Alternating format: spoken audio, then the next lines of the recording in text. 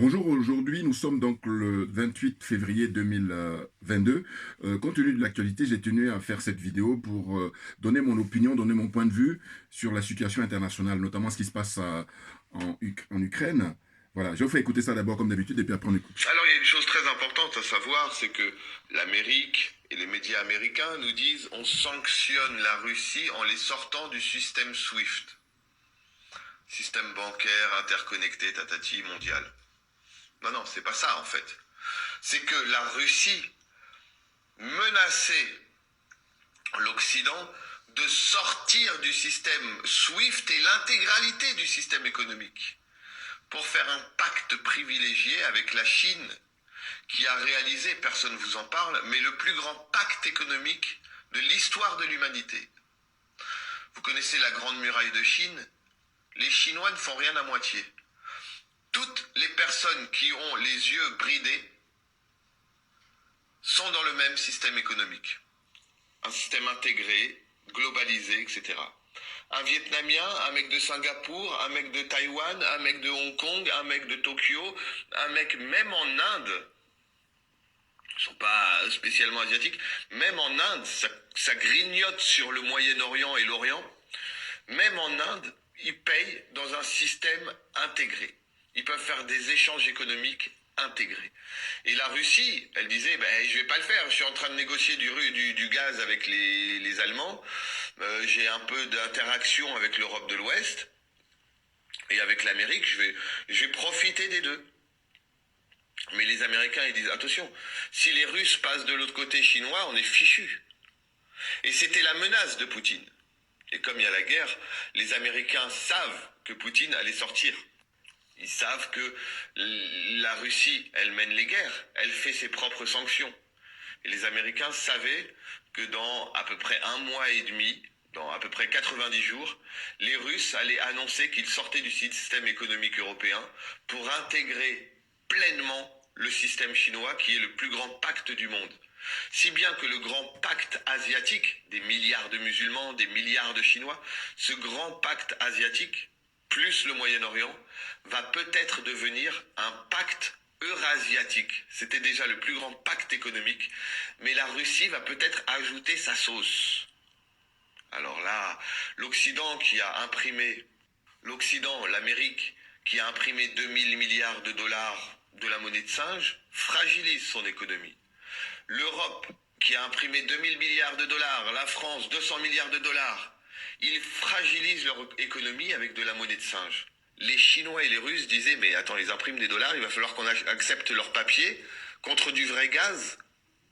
Alors Poutine s'est dit, c'est l'occasion ou jamais de quitter SWIFT et l'économie européenne. Et au final, les Américains font semblant d'être ceux qui sanctionnent. Voilà, bon, j'ai vu ça, c'est un collègue qui m'a envoyé ça, c'est très très bien. En fait, c'est pour déconstruire le mensonge et la propagande occidentale actuellement. Hein, quand vous regardez sur les médias, suivant les pays où vous êtes, moi je suis en France, donc quand tu regardes les médias français, c'est la propagande. Et le constat qu'on fait, c'est quoi? C'est qu'en réalité, ils oublient que nous sommes à l'heure d'Internet, nous sommes à l'heure des réseaux sociaux. Je me présente, Djoubian, c'est mon nom panafricain, voilà, hein, sur les réseaux sociaux. Et puis, je me définis comme étant accessoirement spécialiste de la France. Voilà, et panafricain très, très convaincu. Le constat, c'est quoi? C'est qu'en fait, là, on est au XXIe siècle et il est hors de question d'aller solliciter des tirailleurs sénégalais. Ah ben, bien entendu. Vous comprenez? Ah ben oui, il est hors de question. Hein? Je vais enlever le portrait de mon père, parce que j'aime pas trop, dans le sens où je voudrais pas que... Voilà, c'est ça. Excusez-moi, voilà. Donc, il est hors de question. C'est pour des raisons de sécurité, hein, vous comprenez. Donc, non, le moment viendra, je vais vous montrer mon père qui a fait Indochine et Algérie et tout ça. Donc, c'est pour ça que je dis, il y a plein de gens ici dont les parents, les grands-parents étaient des collabos. Donc, je dis, ferme-la, rase les murs.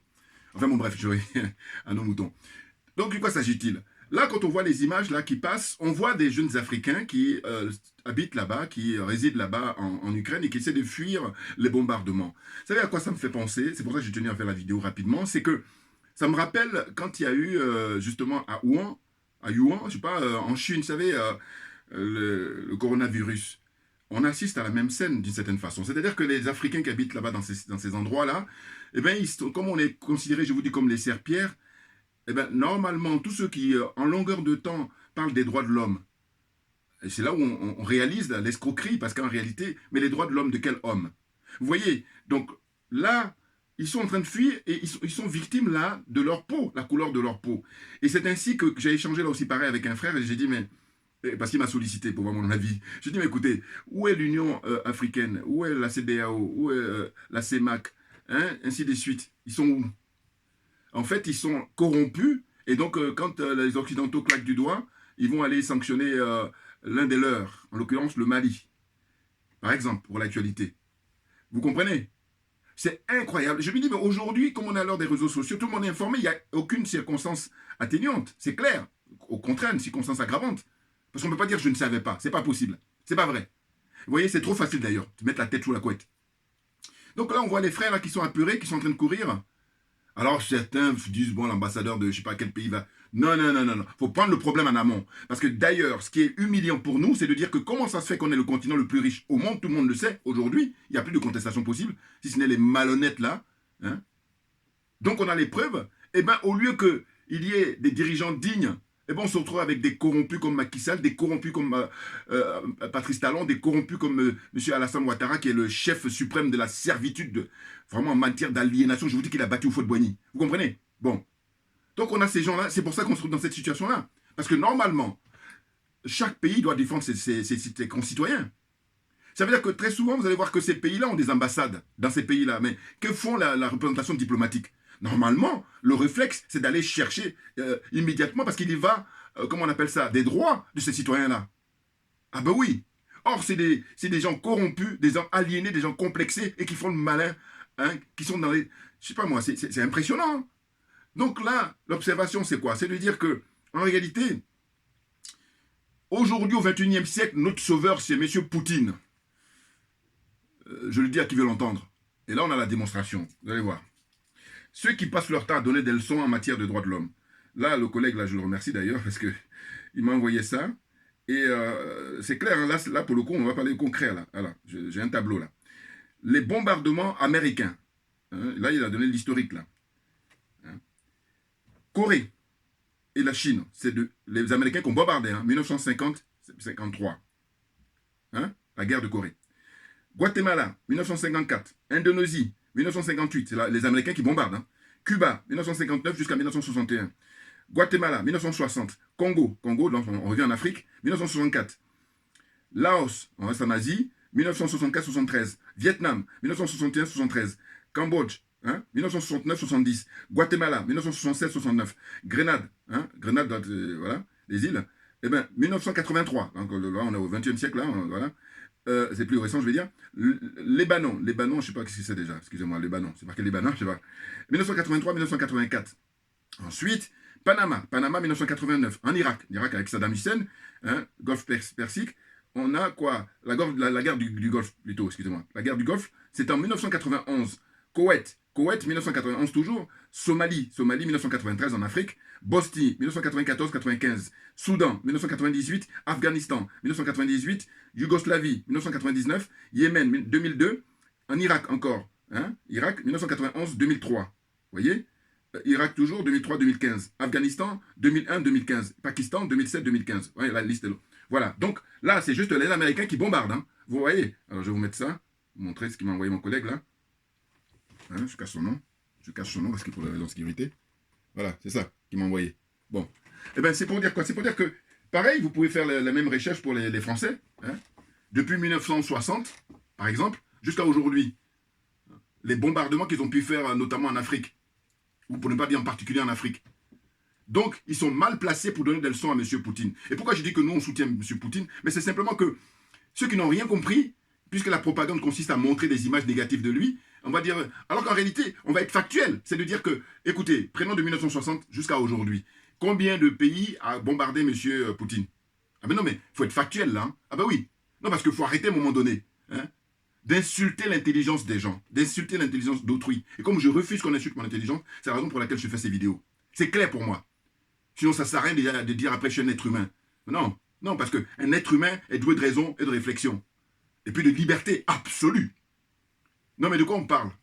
Donc là, on voit des frères africains et des sœurs africaines qui sont là, abandonnés à eux-mêmes. Et puis le spectacle comme ça, vous regardez, vous observez que tout le monde nous regarde. Il se trouve qu'on est les plus riches, hein, potentiellement. On vient d'un continent qui est le plus riche. Et puis là, ils sont obligés de fuir parce qu'il y a des dirigeants qui sont des inhumains, qui ont juste l'apparence d'êtres humains, mais qui ne sont pas des êtres humains. Des irresponsables.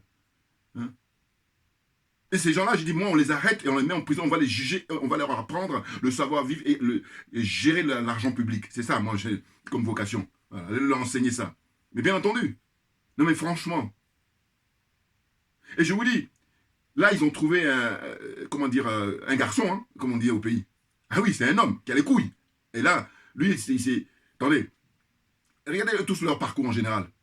Mais c'est des gens qui ont fait des petites études, machin, tout ça. Mais lui, c'est un ancien du KGB. Et quand on parle de KGB, il a été à bonne école. Il a l'expérience. Et je vous dis, moi, où il m'a impressionné le plus récemment, c'est quand il y a eu là-bas le débarquement d'un navire, comment dire, russe, par rapport à la situation en Syrie. Voilà. Quand ils ont voulu déloger Bachar.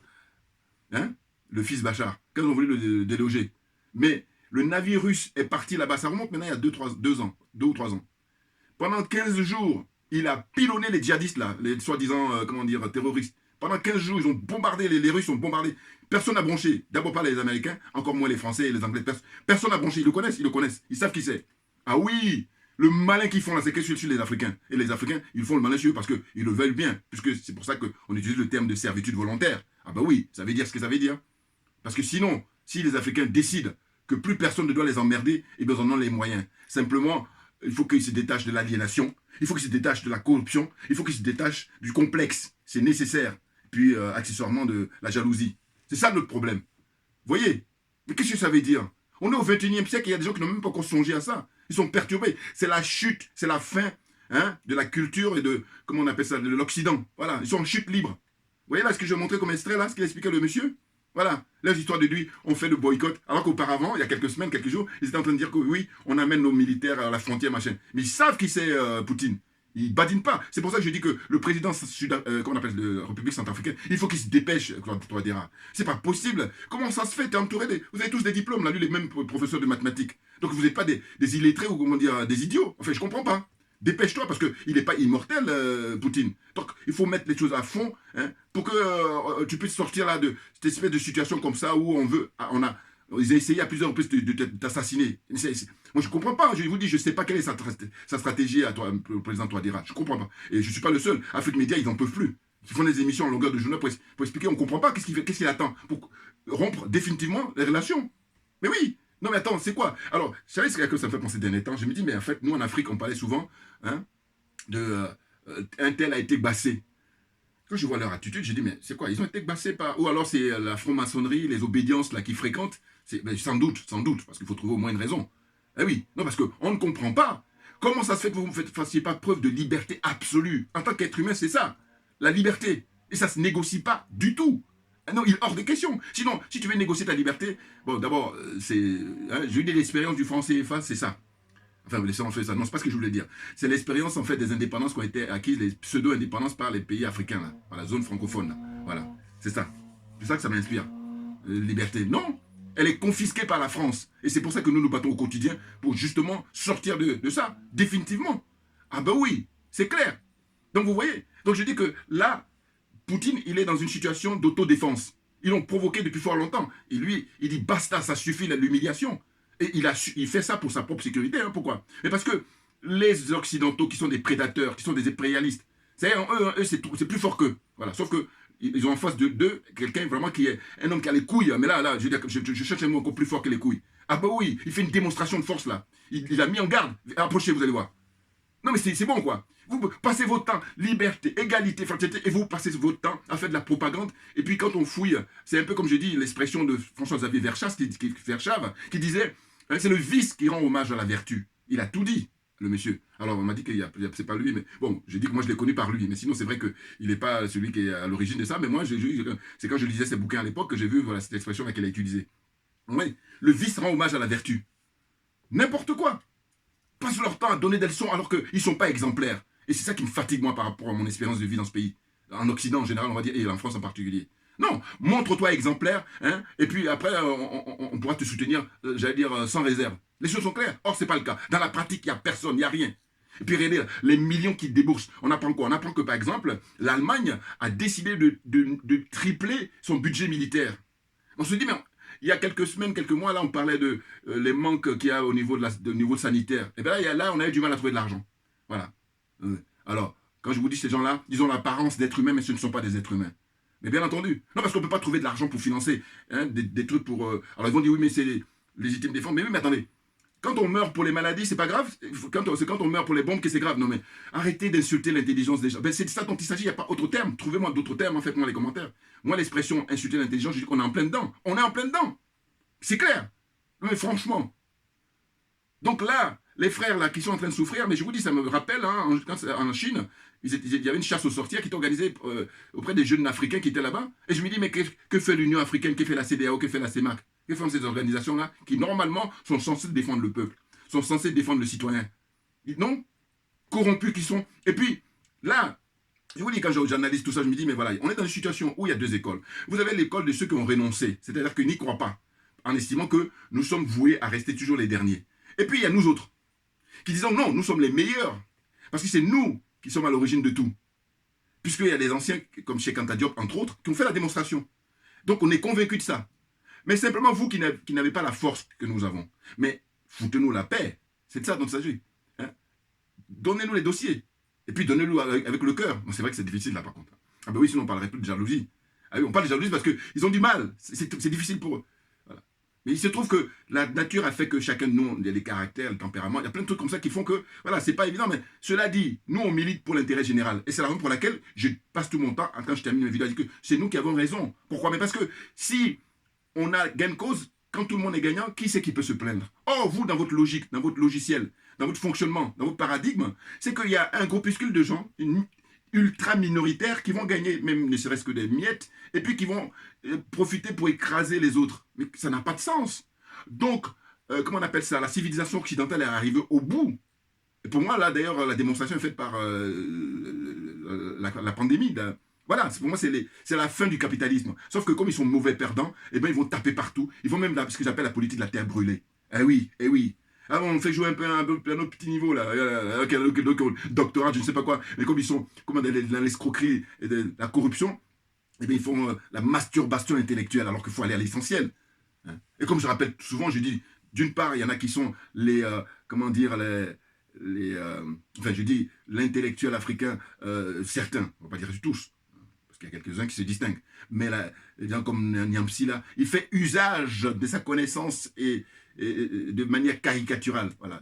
Ses connaissances et son savoir. Il en fait un usage caricatural. Voilà. Lui et puis ceux qui sont comme lui. Voilà. N'importe quoi. C'est dingue. Franchement. Non. Aujourd'hui, ce que je dis simplement, faisons le bilan. Les Africains sont venus participer ici pendant les guerres en 1800, après en 14-18, après la 39-40, hein, 39-45, et ensuite les guerres coloniales, c'est-à-dire Indochine, Algérie et tout ça. Et qu'est-ce qu'ils ont eu en retour? C'est ça la question. Qu'est-ce qu'ils ont eu en retour? Que dalle. Humiliation, même assassinat. Hein, le camp de Tcharaoui, là. Je vais vous montrer encore le livre de grand monsieur Doumbi Fakoli. Voilà, toujours. Lui, entre autres, mais voilà, il a dédicacé pour les tirailleurs sénégalais, les tirailleurs africains, les soldats qui sont venus ici pour défendre la France. Voilà. Et qu'est-ce qu'ils ont eu en retour? C'est ça la question. Ah ben oui. Et donc, compte tenu de tout ça, excusez-moi, compte tenu de tout ça, je dis, mais c'est terminé. Et puis maintenant, on a suffisamment de recul, donc on ne va plus plonger dans leur guerre qui ne nous concerne pas. Poutine, au contraire, il est en train de libérer les pays africains. Donc on a une démonstration de la plus forte. Heureusement qu'il est là. Parce qu'imaginez s'il n'était pas là. On fait comment? Comment fait-on si Poutine n'était pas là aujourd'hui au XXIe siècle? Hein, l'expérience du Mali, l'expérience de la République centrafricaine. Si Poutine n'était pas là, dites-moi. Et voilà. Là, on demande à la France le bilan. Le bilan, vous avez détenu ces pays-là depuis combien? 16e, 17e, 18e, hein, ainsi de suite jusqu'au 21e siècle là. Quel est le bilan? C'est tabou pour eux. Voilà. Et à partir de là, la messe est dite. Donc, Assimi Goïta, j'ai pas le temps, Assimi Goïta. J'ai pas le temps. Voilà. On passe à autre chose maintenant. Ah oui. Non, attendez. Qu'est-ce que c'est que ces gens-là qui veulent maintenir la tête de l'Africain sous l'eau et qui l'empêchent de respirer depuis toujours? Et puis nous autres, ayant compris ça, on dit, bon voilà, on va sortir de tout ça avec Assimi Goïta, on y va, on n'a plus de temps à perdre. Et puis il y en a là qui sont là, complexés, qui sont aliénés, qui sont corrompus, ils veulent perdre notre temps. n'importe quoi. Voilà, c'est mon humeur que je voulais donner là, parce que je vois les images là qui défilent sur Internet et tout ça, et de dire que non, les tirailleurs sénégalais, comme dit Aimé Césaire, c'est même pas, ouais, eux d'ailleurs, parce que nous sommes les descendants. Donc les petits-enfants de tirailleurs sénégalais on vous emmerde. Voilà. Césaire disait le nègre il t'emmerde, donc j'ai copié un peu ça. Merci beaucoup pour votre attention et puis à très bientôt. Merci bien.